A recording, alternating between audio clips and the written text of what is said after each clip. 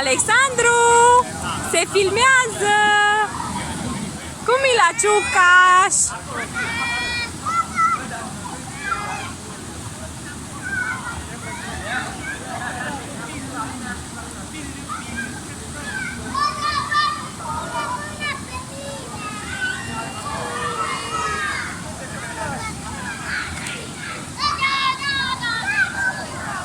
Bravo!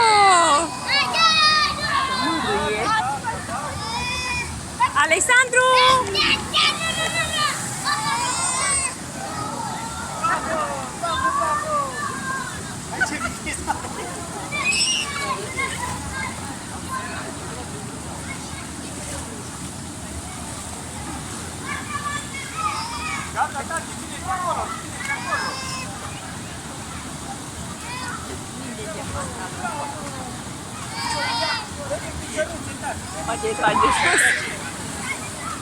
Bravo!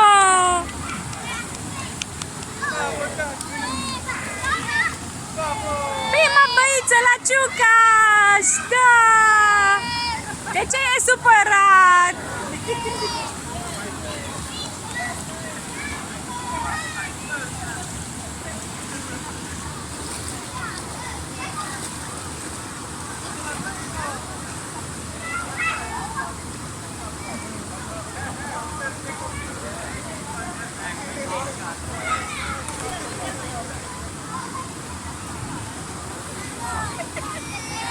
Oi, oi, oi, oi, oi.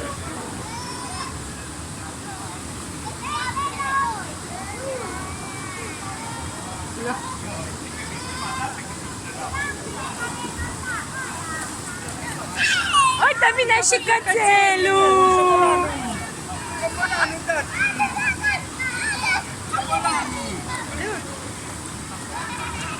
O sări cățelul!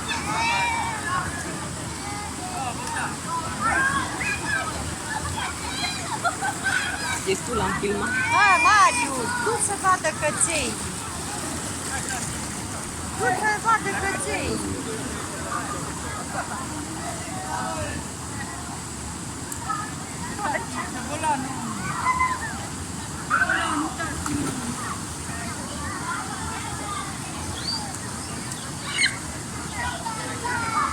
Fu căței!